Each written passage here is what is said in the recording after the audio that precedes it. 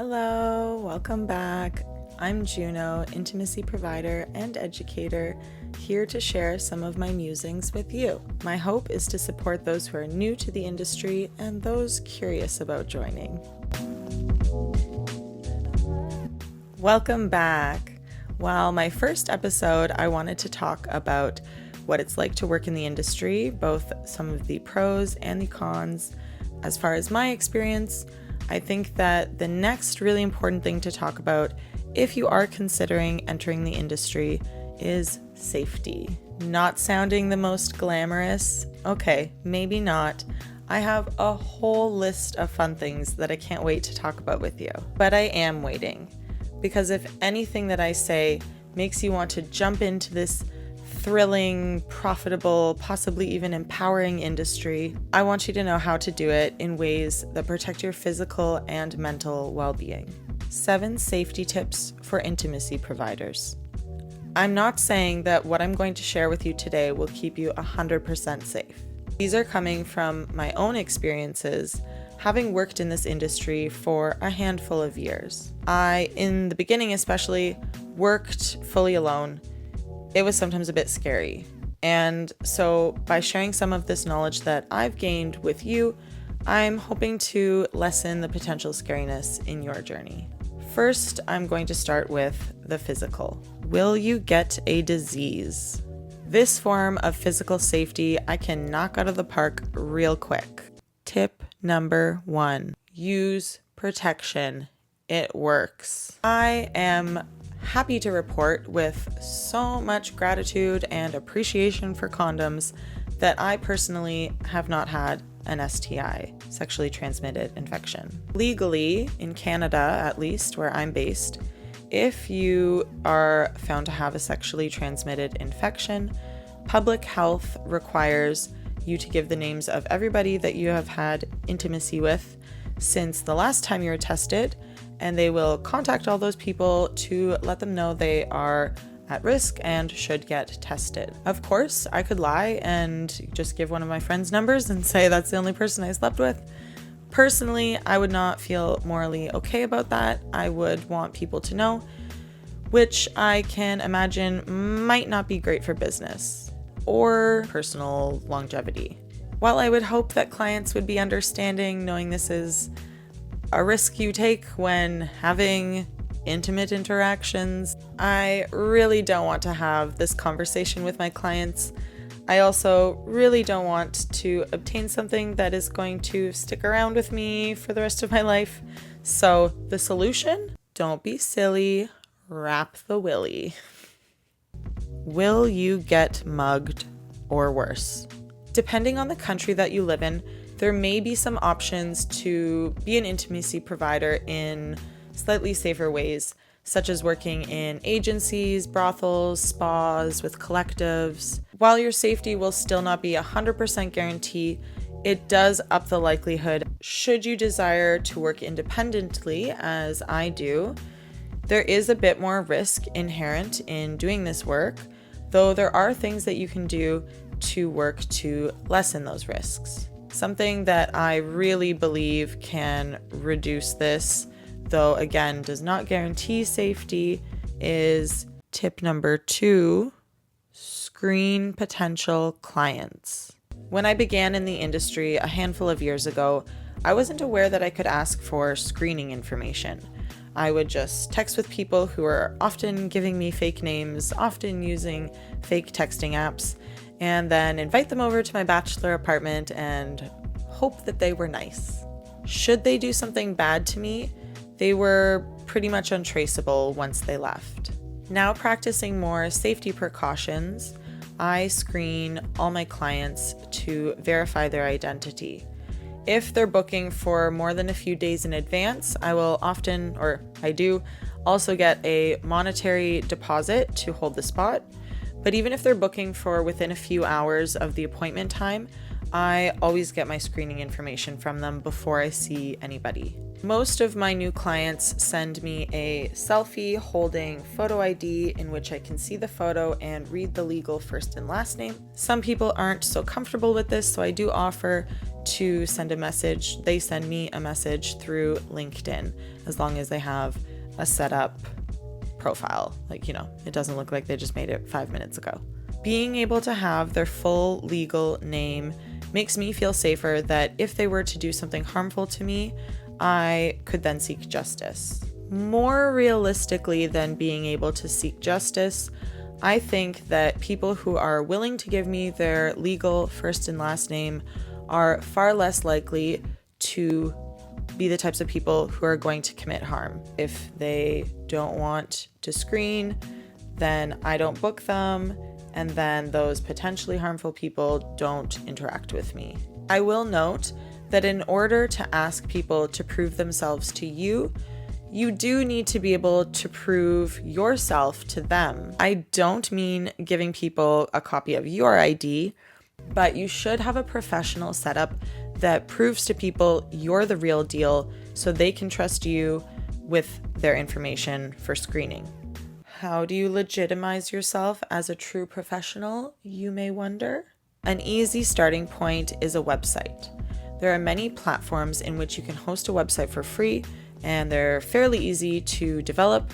For a bit of extra money, you can get your domain name and then have a corresponding email address, which I think makes you look a little bit more professional. Another big legitimizer is social media. X is like the LinkedIn of this industry. Get on there, get posting, share, like, comment with other people, network with providers, get your followers built up. Having this legitimate social media profile can be a good backing for you. It can also eventually serve as a great way of advertising.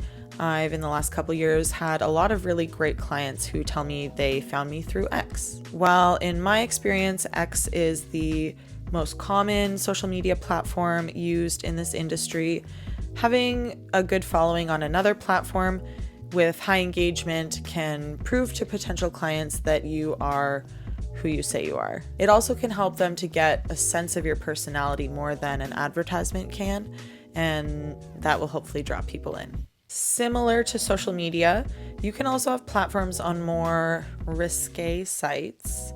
You can potentially monetize off these as well. I do this for low cost in order for clients who find me in other ways to then check me out in a more intimate way, see how they feel about me, and then ideally move to an in-person booking. Again, having a well-established profile just makes you look more professional, more legitimate, and more trustworthy to then send their information to you. A fairly effective way to build some legitimacy is through review boards. These aren't really my favorite. If you talk to a lot of my colleagues, I think many of them will agree. It can feel a bit degrading sometimes to have people talk about you the way that they talk about you on these sites, but ultimately, some potential clients will check out your name on the review boards, and if there are positive ones about you on there, that could increase the likelihood of them trusting you to screen you and therefore booking you. If you're wanting to get reviews, I suggest asking a couple of your clients who you have good rapport with, who you feel like, they like you. They'll write something nice. Even if they just say they look like their photos, they had an awesome personality, had a great time, we'll book again. They don't need to describe every part of your body, what it looks like. Some will though, some will. Though not foolproof, I really do think that legitimizing yourself so you can ask for screening information is one of the best ways to stay safe. Prevention is much less stressful than reaction. Should you know self-defense? I mean, sure. It could probably be useful in different areas of your life, and maybe your work life included in that. When I first started working in the industry, I kept pepper spray in my purse. The woman at the store was very concerned about me buying it. To be honest, half the time I forgot it at home, or I wouldn't even think about it in the booking, or I probably wouldn't have been able to access it quick enough if I needed to use it. So I dropped that fairly quickly. That is an option if it makes you feel better. Something that's more realistically going to be helpful is to make sure you communicate your restrictions at the beginning of a booking. You assert your boundaries if you feel like they're starting to get pushed, and you listen to your intuition. If you're getting those hair-raising red flags, something doesn't feel right, tune into that. No, it's just a feeling.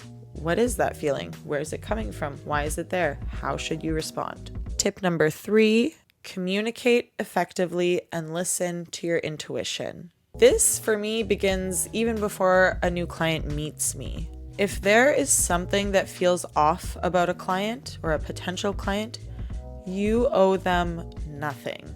If your intuition hairs are rising, please listen. Don't put yourself in a dangerous situation if you're being told not to.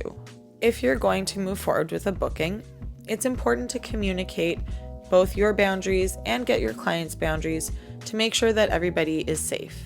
Before you start working in the industry, it's really important to do some critical reflection on what services you are willing to offer and what your restrictions are. Then please stick to those. Don't let money sway you away from what makes you feel safe and respected. I send a list of my services, rates, and restrictions to every potential new client, even before I meet them. During a booking, I make sure to reiterate what these restrictions are.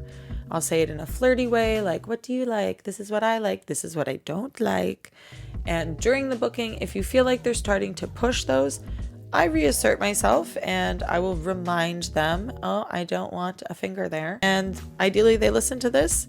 If they are not listening to this and you are feeling disrespected or unsafe, you have every right to end the session whenever you want. Yes, they are paying for your time, but they are not paying for unlimited access to your body. It is still your body and you call all the shots. You don't have to do this challenging, potentially dangerous work alone. Tip number 4, have a safety buddy. While this is a slightly privileged position, as you do have to have somebody who already knows what you do for work, this is a really great backup plan.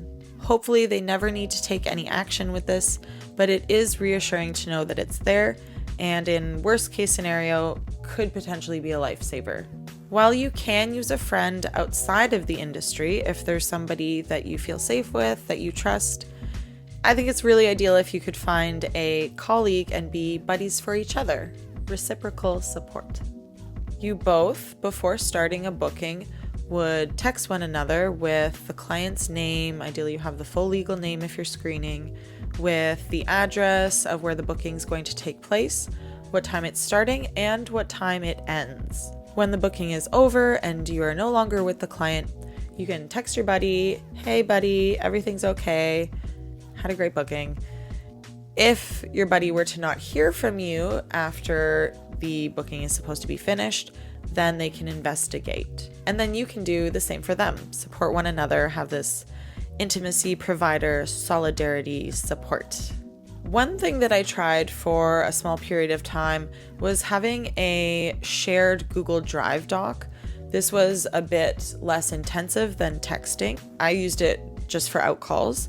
I would put the client's name, the date, the address where I was going, what time I was expected to be there, and what time I was expected to be done. I wasn't texting people, hey, I just updated the drive. I was just doing this. And my support person who had access to this, my mom, if they were unable to find me for some reason, they could look in here and there's some form of paper trail. I kind of got lazy about doing it because I'm so used to working alone, so sorry, Mom. I would like to pause here and say that if this discussion is making you feel uneasy, if it feels like this is going to be pushing your boundaries of what feels safe for you, then working independently might not be the best route. Like I briefly mentioned at the beginning, there are other working structures such as spas, agencies, brothels, collectives that have a bit more safety measure put in place. That's all I'm going to say on physical safety for now. If you are a fellow provider watching this, I would love if you could comment any tips that you have down below for some of the emerging providers to read. But our physical body is not the only part of us that can be at risk doing this work. how can we protect our mental well-being as well? How authentic should I be? There are ways that our mental well-being can be affected by being an intimacy provider. Some clients can be great regulars, meaning you feel comfortable with them and you see them regularly and they're bringing in great cash flow. Some clients might get really into you. This can make you feel safe, make you feel sexy, bring you a lot of money. It can be a positive thing. Some clients can get really into you, maybe in ways that make you feel not so comfortable. You may not want to share a whole lot about your personal life, at least when you're getting to know people. Tip number 5, be discreet. Your discretion can vary in the industry at large and with each individual client. Maybe you've been seeing them for a while, they've never given you anything but respect and money, and so you begin sharing a little bit more about your personal life. Up to you, but before they've had the chance to build this trust, I suggest keeping personal details to a minimal. Don't use your real name, get an alternative contact method such as a new email or a new phone number, and either make up details about your life or politely decline to answer questions. If they're being really pushy, you can be less polite. As mentioned, it is really important to develop boundary setting and reasserting skills, both for your physical safety as well as your mental and emotional well-being. Physical boundaries can include what services you do and do not provide. Emotional boundaries can be what you want to share and what you don't want to share. This is all up for you to decide and for you to stick with. Be true to yourself and what makes you feel safe, respected, and ideally empowered. Like having a support person for your physical safety, having someone there to support your mental and emotional well-being is really valuable too. Tip number 6, see a therapist. A really great tool for keeping your mental well-being strong is seeing a professional for support. Acting as a counselor with many of your clients to living with the social stigmatization that this industry brings, this work can take a mental toll. This is especially true if you haven't built community within the intimacy provider industry to receive that reciprocal support from. If you're making decent money doing this work, you owe it to yourself to give back to your well-being. Stigma against providers is pervasive, including amongst the self-help community. Do your homework, find a therapist who doesn't have a savior complex and want to help you get out of the industry. Look at reviews online, talk to other providers, or send a therapist an email asking their thoughts on being an intimacy provider. If they sound like a safe space, give them a go. If you get there and they're not so safe a space, get out, but keep trying. It can be challenging to find the right person you connect with, but it is so valuable once you do. Should I take vacations? A final note on mental wellness: give yourself some space. Even though, yes, being self-employed, you won't get paid for vacation, it's really important to take time off away from the industry for your personal well-being as well as your sustainment in doing this work. Tip number 7, schedule time off. Being a self-employed entrepreneur, it can be tempting to hustle a lot. If you don't work, you don't make money. If you do work, you have good potential to make good money. You can get sucked into this, I want to work, I want to make money. Hustling can really pay off financially, but it can also really take its toll on you. Please don't let money come at the expense of your well-being.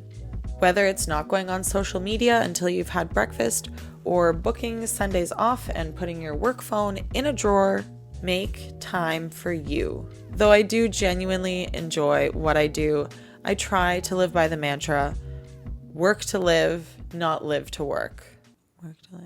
Work to live, not live to work. These are some of my safety suggestions. It is definitely not an exhaustive list. If you yourself are an intimacy provider and you can think of some things I missed, I, and I'm sure others, would love if you could share these in the comments below. This work is uniquely challenging, but with community, we can make it uniquely awesome too. Thank you for coming back and listening to Juno's Musings. If you would like a more concise version of what you heard today, a little bit less rambly, you can find a corresponding blog post on my website, linked in the show notes below. Hopefully you found a few little useful nuggets for your journey. Whether you're new to the industry or you're curious about joining, you do you, boo, but I hope you do it with a whole lot of love for yourself. Please subscribe and share if you found this useful and would like to see more.